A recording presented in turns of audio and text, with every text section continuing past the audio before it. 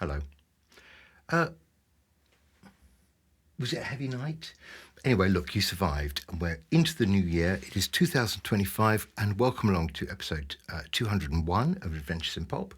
My name's Simon Jacobs, and in this episode, we need to address what was once, not long ago, was just a little baby elephant in the room, and it has grown into a very large beast indeed, causing kind of trouble and disturbance wherever it goes. We need to talk about AI. Where to start with this? It's gone from kind of nowhere to being a concern in every direction, I think, when it comes to the whole notion of, the music industry putting out original work, and the whole sense of, who owns it, who wrote it, where it's from, who's copying what. It does get very blurred. Okay, first things first. Just yesterday, the reason I'm bringing this to you is that yesterday I just had an attempt because of something I'd seen on another YouTube video. I thought I'll have a go at doing this. What if I take a song that we've been working on, and in fact, in this case, I've taken a song that is a Rothman and Jacobs very old song. Quite interesting because it's a very old song with a vocal that never quite did what it needed to do. So this was me singing ages and ages ago, and the song is quite difficult, and it kind of gets more and more, epic and passionate and big. But and the vocal needs to kind of get stronger and go higher as the song goes on. And there is a really quite a funny performance of me singing this song from ages and ages ago where I start pretty well. I'm pretty happy with the first couple of, verses, the first 45 seconds. And then you can just hear me gradually running out of breath, not able to get to the top notes. I'm just being, beaten by this song, beaten down into submission by this track, and it's a tricky track. So, look, there is an okayish version of me singing it somewhere. So, I thought, how about I take the instructions from this other website and swap out my voice and put in an AI voice to sing it precisely what I was singing, but basically instead of me. So I followed all the guidance, went on to a website that can do this. Now, look, there are plenty of websites that could do this, and they mostly require a subscription. So I just wanted to use the free bits, just because I'm just interested to see what the standard is, what the quality is that is achievable. To do something like this, take out one voice and just slip in another. And by the way, it can be a male voice or a female voice, more of that in just a moment. So what it requires you to do is basically, bounce your own vocal, pop it into their system so they can analyze it. And then you've got the opportunity then, if you're a proper subscriber, to go down a menu of different voices, male, female, with, kind of genre-specific voices, if you like. And you choose, and, press a button, it processes it for about 30 seconds, and you've got somebody else's vocal on your song. And it's a really odd thing. Now, because I'm not subscribing and I'm being, a cheapskate, I think I only had the choice, actually, no choice, of one voice. So it was like the house voice, if you like. So I wasn't given the choice of lots and lots of really, esoteric voices to try out on the track. So there was just the one, whose name apparently is Mark. So I hope you'll be nice to Mark when you hear him singing. So what I'm going to do is play you the track with me singing it, and then you're going to hear exactly the same part again, and you'll be able to see it visually on your screen, where I swap out me for Mark, the AI creature. And, well, see what you think. Here we go. Do you remember we had love that could last forever, but now there's smoke from a burning ember, like a phoenix rising out of the fire. And now it makes me wonder how I stopped myself from going under. I saw the lightning, then I heard the thunder, but the storm was taking us higher and higher. You didn't have an answer to the questions that we asked about each other. Now I walk alone through the last rays of summer. My heart's still burning me up with desire. And now it makes me wonder how I stopped myself from going under. Saw the lightning and I heard the thunder, but the storm was taking us higher and higher. So that is me, and the song gets more difficult as it goes along. Now, what I'm going to do is switch off my voice and put on this so-called person Mark, his voice, which is the AI voice, is kind of shadowing and mimicking to some extent my voice. It's got my phrasing, but, well, hear for yourself. Let's have a listen.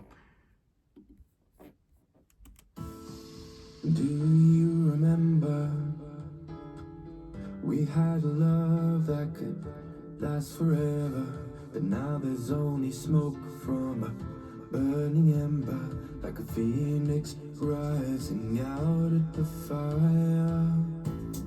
And now it makes me wonder how I stopped myself from going under. I saw the lightning and I heard the thunder, but the storm was taking us higher and higher. We didn't have an answer to the questions that we asked about each other. Now I walk alone through the last rays of summer. My heart's still burning me up with desire.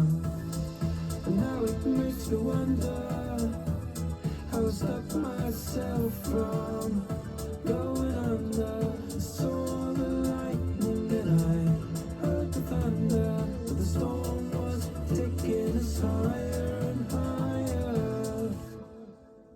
Okay, what I can hear is that the Mark voice is emulating my phrasing, and here and there sounding a little bit sort of nasal. But apparently there are ways that you can adjust the sound and you can adjust the pitch even. In fact, you're supposed to really get the pitching right before you put your original piece in for them to copy. But it's the click of a button. It takes, as I say, a few seconds. You've got loads to choose from. Overall, that is powerful stuff. So here's the thing. This is where it becomes a problem, really, isn't it? It's either a problem or an opportunity, and it's probably quite a lot of both. Is it okay to write a song and then get an AI voice to make it sound beautiful? Because some of those voices, and the chap explaining this on YouTube that got me doing this in the first place yesterday was saying, the quality and the standard is really good. It really can make for a good production because it gives you such a clean and clear vocal to work with, and so you have a head start of a really good singer coming in and singing for you. But is it okay? And if it's not okay, what is okay? Where do we draw the line here about just getting some automation to express your music?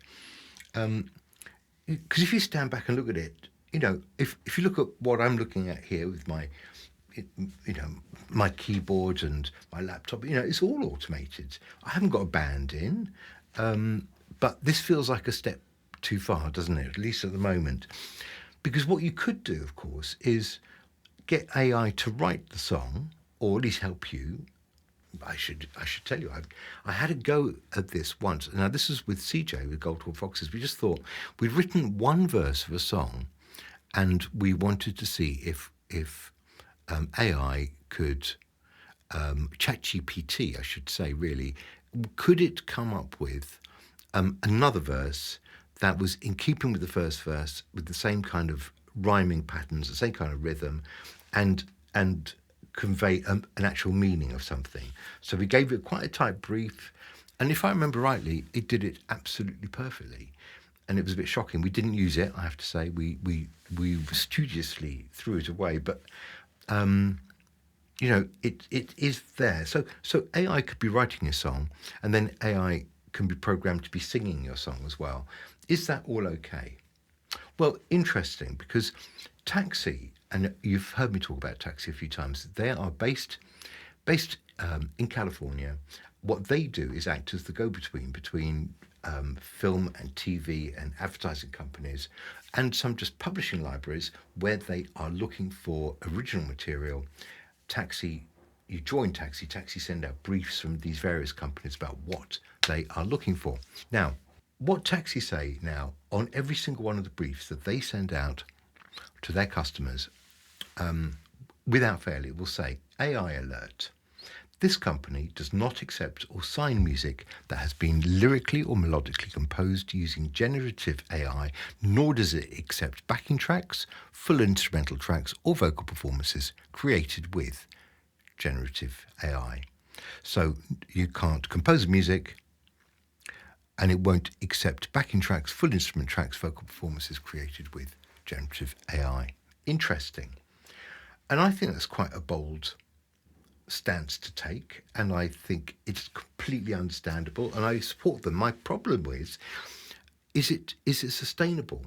In 3 years or 5 years, will people look at statements like that and laugh and just think, you know, do you remember when we put those statements? Because I get the feeling all of this is just going to be overtaken, and you know, we shouldn't get too hung up about it, but we might have to move fast in working out new ways to check out, you know, royalties and copyright and some of those issues that suddenly are in the spotlight with all of this. So, having said that, where do I stand on this? I think this is maybe the last part for me is trying to work out what I think is okay when I'm doing it, because, you know, I do use a lot of samples. I use samples of voices as well. They're all over my songs, and there's nothing better, I think, than having a track where, you know, you're singing a lead, and you've got really perfect sounding backing vocals. Sometimes female backing vocals, not always, but perfect sounding backing vocals doing exactly, you know, what backing vocals should do, coming in, feeling like backing vocals. All of that stuff is joyous when it works. And I already use lots of samples there. Now, I think that it wouldn't be unacceptable for me to find backing vocalists who might be generative AI. And mostly they would just be oohing and ahhing or lahing and occasionally covering some words, but mostly not, in the background, in harmony, and probably in tune. It'd be nice. I would love that kind of thing. The chap who is doing the video that sparked off this behaviour yesterday said he does mostly dance music. He would love, he said, even 10 years ago, he said he wanted to be able to open his closet door in the studio, open the cupboard, and inside there would be 5 singers who are just basically waiting to be nominated to come out and sing. He would point to one of them, or, you know, turn that one on. They would come out, sing their thing, and then he'd put them back in the cupboard. 5 different types of singer. And I totally get what he's talking about. You know, the idea that you could, you know, just have one of those voices emerge into your studio. You don't have to worry about who it is or what they're like or how far they've had to travel or how much you're going to have to pay them. They're just there to sing the track that you want them to sing, or to sing, you know, a backing part to it. So I can see myself doing that. although I have to be careful, where it goes. But I suspect this is a very fast moving thing. And, where we're going to be in a year's time is going to be wildly different. People will be releasing tracks that are entirely made from AI. And I suppose the question is, if it's good, does it matter? Will we care? And of course, there are all the technical aspects then of, who gets paid and all the rest. But if it's actually good, then that's great. But I think what people suspect is it will be utterly generic. And is it possible then for the computer to step away from something that's always average, because that's how they've learned. They've learned by hearing lots of everything. So they're going to end up quite possibly, plausibly, sort of always right down the middle with something that is bland and predictable. That would be my expectation, I think. But except for the fact that this thing is so wildly advanced.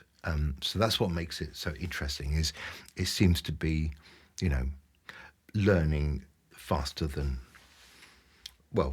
certainly, my class when we were 5. So that's it. I don't have answers today, and nor does anybody. I mean, I'm not trying to answer. I'm just trying to say this is now a really big issue in creating music, in writing music, because of the possibility of something that most people find unacceptable.